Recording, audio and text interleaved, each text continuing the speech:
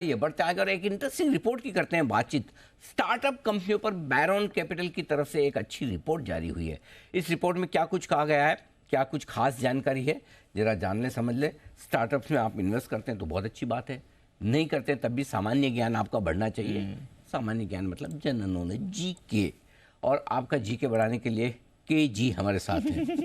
वाह, अरे ये बैठे बैठे बना। हाँ अभी जस्ट बहुत बढ़िया। समझ तो गए होंगे आप। जनरल नॉलेज के लिए कुशल गुप्ता, जीके के लिए केजी। केजी बढ़ाए हमारा जीके।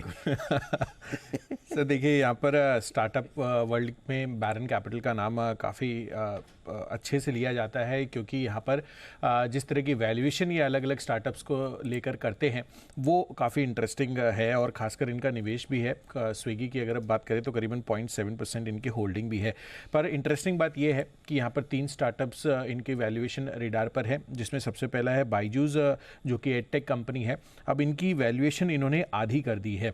साथ ही स्विगी, जो कि फूड टेक कंपनी है, जोमेटो की कॉम्पिटिटर है, उन्होंने बैरन कैपिटल ने स्विगी की वैल्यूएशन 2 बारी पहले घटाई थी, पर उसके बाद ये 3rd बारी इन्होंने ये वैल्यूएशन बढ़ा दी है। कितनी बढ़ाई है वो मैं आपको आगे बताता हूँ। और साथ ही पाइन लैब्स, इसकी भी वैल्यूएशन इन्होंने बढ़ाई है। स्विगी की सबसे पहले फोकस में ये रहेगा, क्योंकि ऑफकोर्स लिस्टेड स्पेट्स में जोमेटो भी है, पर स्विगी की यहाँ पर लगातार 2 बार वैल्यूएशन घटाने के बाद बैरन कैपिटल ने यहाँ पर स्विगी की वैल्यूएशन 34% बढ़ा दी। यानी कि जो पिछली वैल्यूएशन इन्होंने की थी मार्च 2023 में, वो करीबन $6.5 बिलियन की थी, जिसमें 10% इन्होंने घटाई थी वैल्यूएशन जब इन्होंने वो एक्सरसाइज की थी। पर उसके बाद जून महीने में जब इन्होंने फिर से इवैल्यूएट किया स्विगी को, तो 34% बढ़कर आई। $8 बिलियन अब इस स्विगी की वैल्यूएशन लगाते हुए नज़र आ रहे हैं। यही नहीं, बायजूस की जैसे कि मैं आपको बता रहा था कि वैल्यूएशन आधी कर दी है। 44.5% वैल्यूएशन इन्होंने घटाकर $11.7 बिलियन अब बायजूस की वैल्यूएशन कर दी है।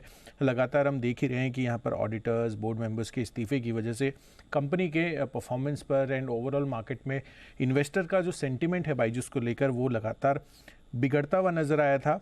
पर अब यही देखना है कि यहाँ पर आगे चलकर जो बायजूस की वैल्यूएशन है वो कैसी रहने वाली है। और पाइन लैब्स की इन्होंने 10% वैल्यूएशन बढ़ाई है, करीबन $4.92 बिलियन पर। तो ये 3 स्टार्टअप्स हैं जिनकी वैल्यूएशन एक्सरसाइज बैरन कैपिटल ने की है। इंटरेस्टिंग रिपोर्ट आ रही है बायजूस और साथ ही स्विगी के लिए। तो मतलब पाइन लैब का तो वैल्यूएशन बढ़ाया है, 10% बढ़ाकर लगभग $5 बिलियन के आसपास किया। और घटाया किसका है?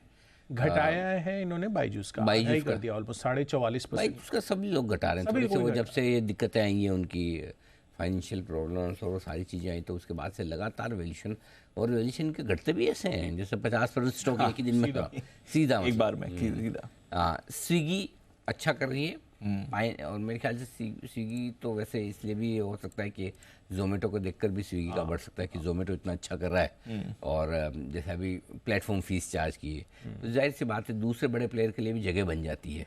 तो आई थिंक बड़ी इंटरेस्टिंग रिपोर्ट है। बड़े स्टार्टअप्स जो इंडिया के हैं उन पर ये एक इंटरेस्टिंग रिपोर्ट आ रही है।